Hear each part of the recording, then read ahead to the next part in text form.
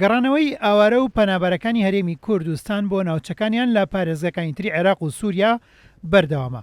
ئەو کەمپانەشی لە سنووری ناوچە دابڕێنراوەکانی هەرێم بوون با بڕیاری حکوومەتی عێراق تا کۆتایی مانگی ڕابردوو تۆڵکران. لە ساڵی 2016ەوە 23 کەم لە هەرێمی کوردستان داخراون. لە دوای پەلامارەکانی داعش بۆ سەر عێراق و سووریا و بەشێک لە خەشی هەرێمی کوردستان سەدان هاوڵاتی ئاوارە بوون و 58 کەمپیش بۆ ئاوارەکانی ناوخۆی عێراق و پەنابەرەکانی سووریا لە سنووری پارێزگاکانی هەولێر و سلێمانی و دوهۆک دروست کراون و زیاتر لە 15 کەمپیش بۆ ئاوارەکان لە سنووری ناوچە دابڕێنراوەکانی هەرێم دروست کراون و لەلایەن ڕێکخراوەکانی نێودەوڵەتی و ئەوروپا و هەردوو حکوومەتی عێراق و هەرێم هاریکاریان بوون. لەم ساڵدا حکوومەتی عێراق بڕیاریدا هەموو کەمپی ئاوارەکان لە سنووری ناوچەکانی دابڕێنرا و دابخرێن و ئاوارەکان بگەڕێنەوە بۆ شوێنی نیشتەجێبوونی خۆیان.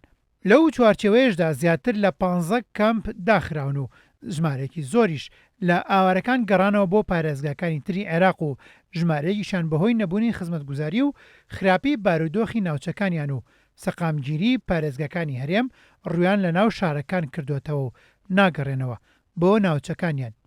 ئیڤان فایق وەزیری کۆچ و کۆچبەرانی عێراق ڕایگەیاند وەزارەتەکان بۆ ماوەی ساڵێک پابەند دەبێت بە پێشکەشکردنی هاریکاری مرۆیی بۆ ئەو خێزانە ئاوارانەی کە دەگەڕێنەوە بۆ ناوچەکانیان.